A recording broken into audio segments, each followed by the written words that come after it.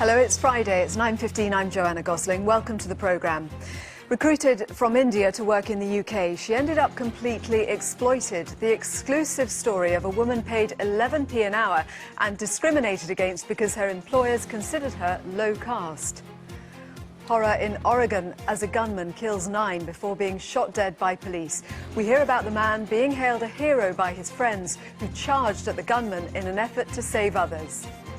He won the Labour leadership race, but can Jeremy Corbyn persuade Scottish voters to give his party another chance? We'll be hearing from an MP who lost her seat and a Labour defector in the next half hour.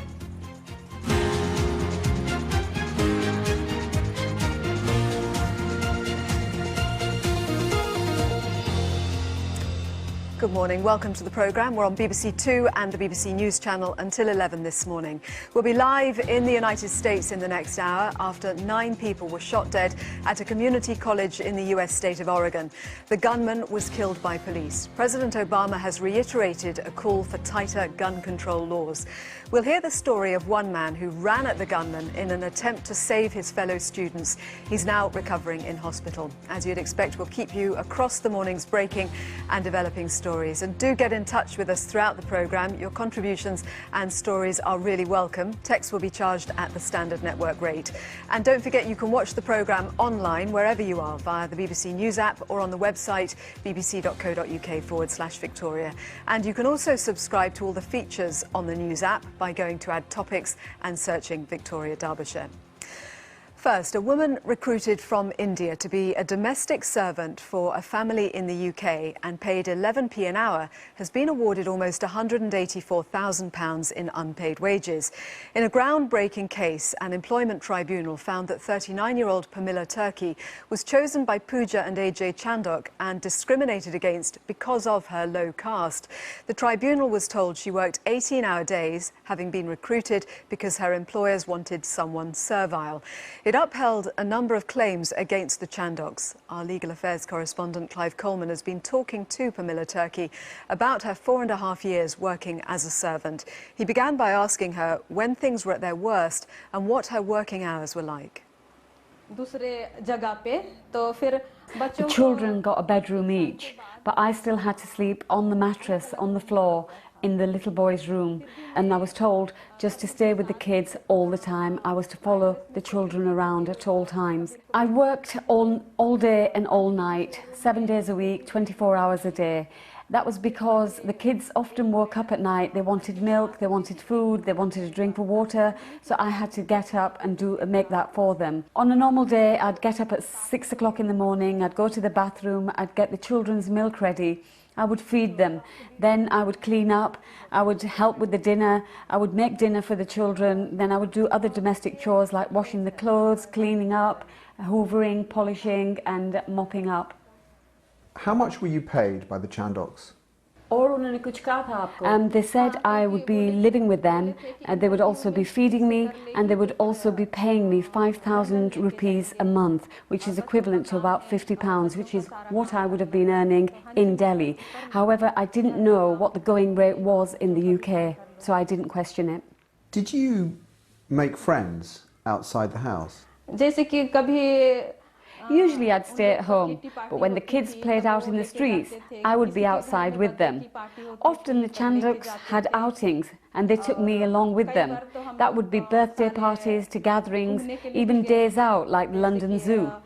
But they told me that the rules were not to speak to anyone. I could say hello, how are you?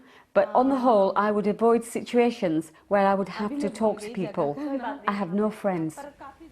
What about speaking to your family in India? How important was that to you and how often were you able to do that? I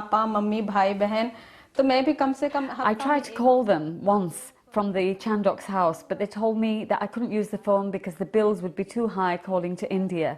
They said that they would give me some money and top up my mobile phone, but they didn't. They kept saying they would, but it didn't happen, and 6 months went by. In the 4.5 years I spent with the Chandoks, I only spoke to my family about twice. And my family accepted that because they had the memories of those phone calls and they knew that I didn't have the money to call them. I used to think about the phone calls that I'd made to my family, and that kept me going. I wanted to cry, but I controlled myself. You'd wanted to bring with you to the UK your Bible. Were you able to do that? As a Christian, I used to go to church every Sunday. I always had a Bible with me. I always carry a Bible. They wouldn't let me bring the Bible to England, although it was only a very small Bible, and I wanted to put it in the suitcase. They took it away from me and didn't let me bring it to England. I accepted because I didn't question anything they were asking me to do. The Chaddocks tell a totally different story. They say that you were well looked after, that they provided everything for you, and that you were well paid and part of their family. Although I lived with them and they gave me a shelter and they gave me food, they didn't give me my rights. They wouldn't let me speak to anybody like my family or let me have any friends. When I asked them for an increase in wages, they wouldn't give me any extra money. They just kept saying that we will give it to you in India. So they didn't give me my basic rights. What were your worst moments? The worst moment of my life, I can't speak about without crying. All I wanted to do was put £5 top up in my mobile phone, just so that I could make some phone calls. But I didn't have that £5. I wanted to end my life. What? Over £5?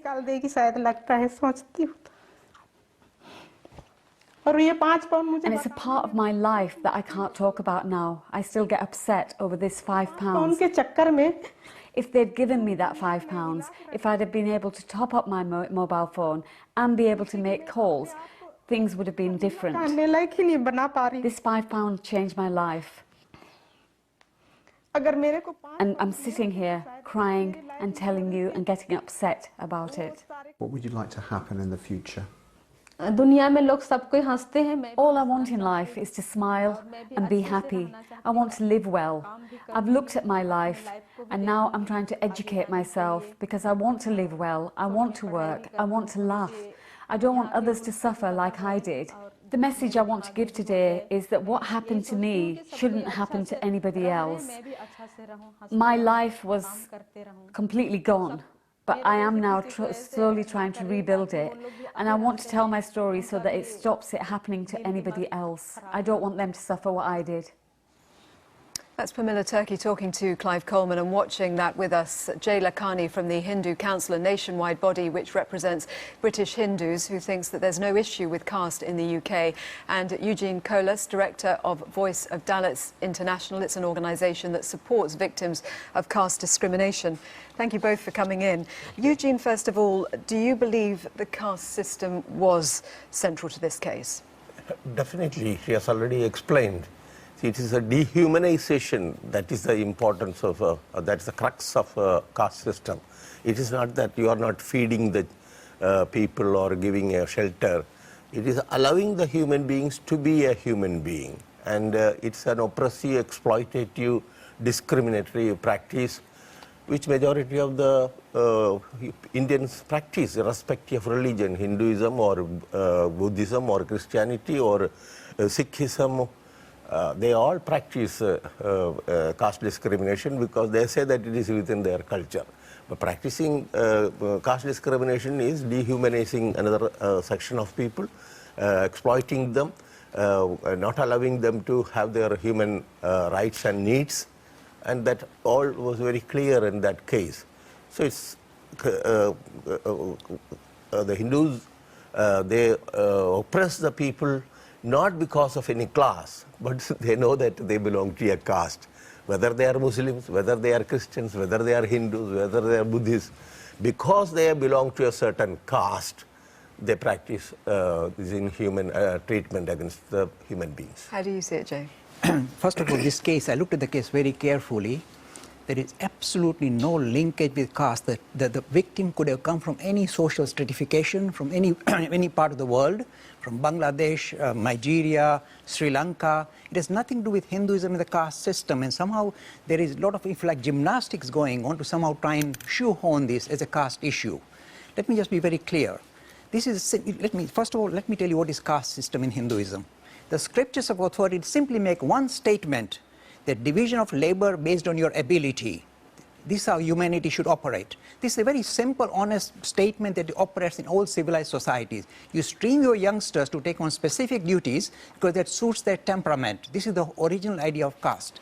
But in no time, this becomes degenerate and turns into socio-economic stratification visible in every society in the world, whereby you create a hereditary hierarchical system. Every society, the English class system is precisely that. A hereditary hierarchical class system is no different from this idea of caste being promoted in Hindu. The Hindu scriptures of authority have never sanctioned the hereditary caste or hereditary hierarchical caste system. It is an atrocity that was committed in the name of religion. It is not religion. This is very honest. Now, the problem is this. You see, there are people who are very egalitarian saying we must kind of stamp out this kind of discrimination. It's a wonderful idea. And I will tell the secular society, the humanist society, look, it's a marvelous idea, rather than turn your attention to the Hindu caste issue, because let me tell you what the caste in London is like. I teach Hinduism to tens of thousands of Hindus throughout the country. I go to schools, colleges, universities. I teach at Eton College. Now, when I ask these youngsters, what profession are you going to take up? They say, we are going to become doctors. I say, what is your inheritance? What did your forefathers do? They were farmers or potters. Or I say, why are you changing your profession? Oh, my mommy said, be a doctor. Then I ask them a second question. Suppose you run a Hindu society, and a Hindu boy walks in, I'm a Brahmin, you must salute me. What do you do to him?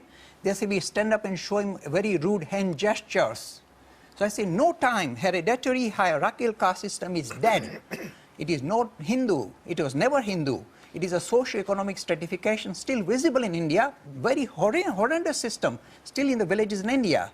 And this is what Eugene is trying to fight, and I agree with that.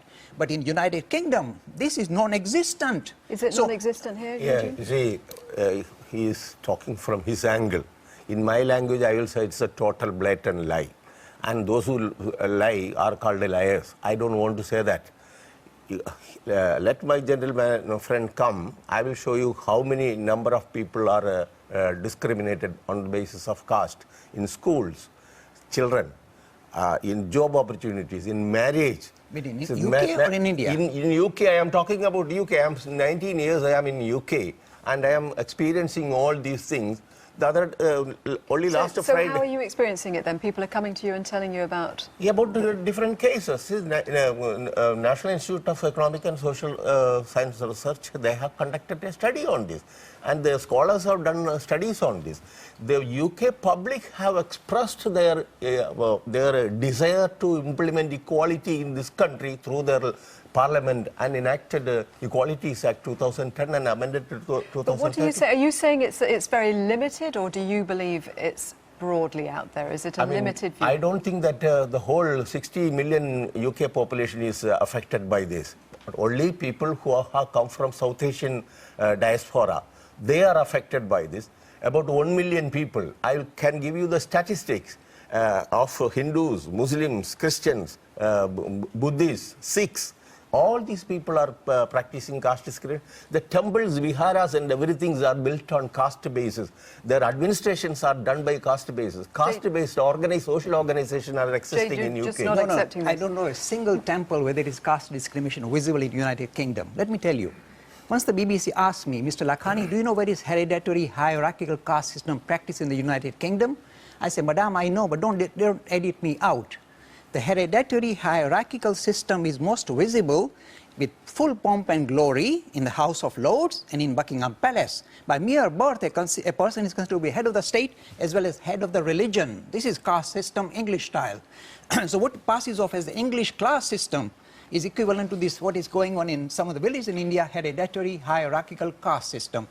If the secularists wish to really address the issue of producing an egalitarian society, I would suggest please focus your attention on the hereditary hierarchical English class system, which is definitely discriminatory. So just looking though then at this case in particular, the tribunal found that the claimant, Pamela Turkey, was acceptable to the Chandoks as their domestic servant, not because of her skills, but because she was by birth, by virtue of her inherited position in society and by virtue of her upbringing, a person whose expectations in life were no higher than to be a domestic servant. do you not accept Not that at some all. people would It is like that? purely shoehorning something that is, look, the victim could have come from any strata of society in any part of the world, from Nigeria, from Sri Lanka, from... So you see this as a straightforward case of exploitation? Purely a case of human trafficking and slavery. It could have come with anybody. So why are you sure then it's more than that? Let me tell you, the countries that he has said, Nigeria, Sri Lanka, India, Bangladesh, Nepal, all these countries, in many other countries in Africa also, caste system is prevalent. But focusing on this case in particular, why are you sure it's relating directly to caste First of rather all, than she straightforward belongs to a exploitation? different caste. Secondly, she belongs to a different religion altogether. And there is a forthright teaching within the Hindu community that they should observe a caste system. And I have a book called The Laws of Manu. Laws of Manu very clearly, more than the constitution of any other country, categorically says that which caste? Brahmin caste. Listen. Brahmin caste, they are supposed, the name of their god is Brahmana. So it is in the book says the Brahmana is next to God. He is a god. And the responsibility of the fourth caste group, that is the traders, slaves, they are called slaves. Is to meekly serve these three castes. First,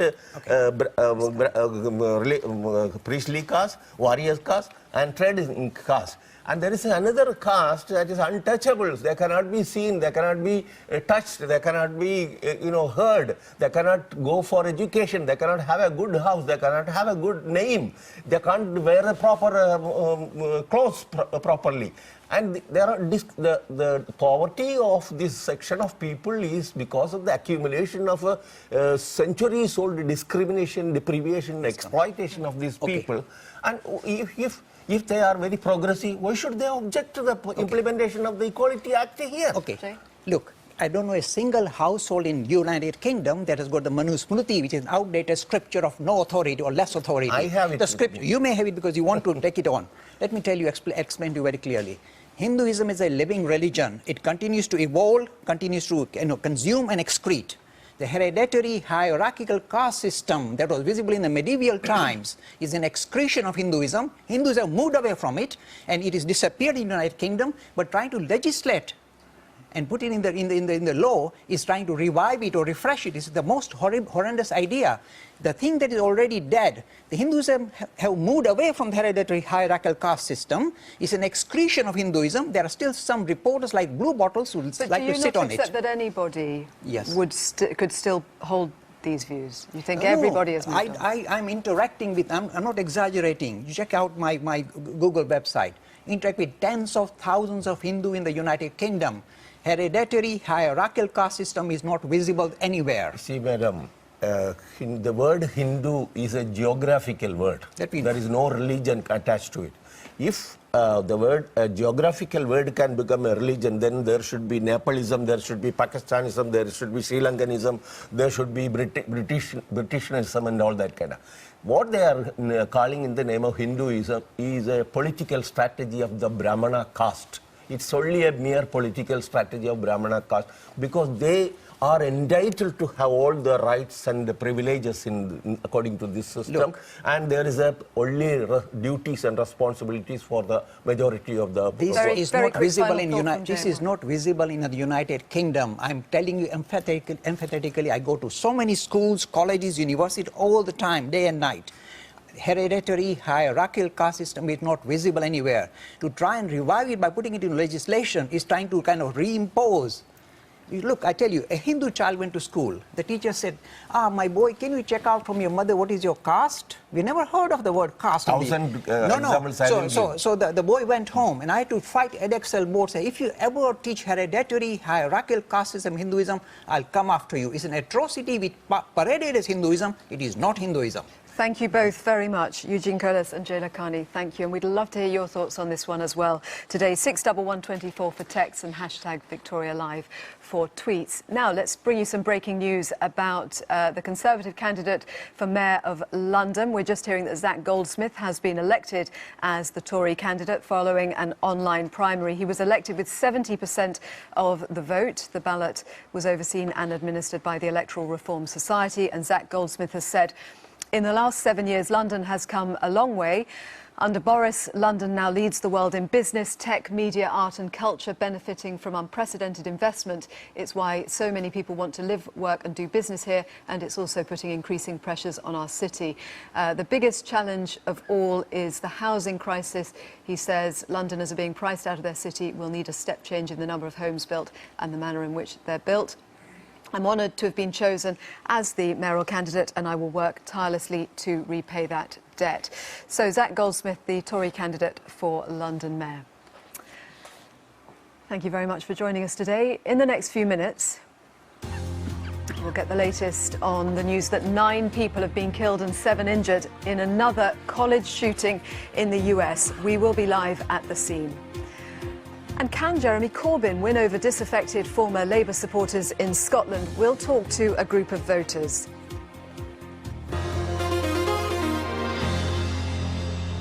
First, let's bring you right up to date with the main news this morning. President Obama has expressed frustration and anger at the latest mass shooting in the United States. He said such tragedies have now become routine in America and insisted the country needs stricter gun laws. 9 people were killed at Umpqua Community College in Oregon before the gunman was shot dead by police. Russia's President Vladimir Putin is in Paris today for talks that are expected to be dominated by his bombing raids in Syria. There are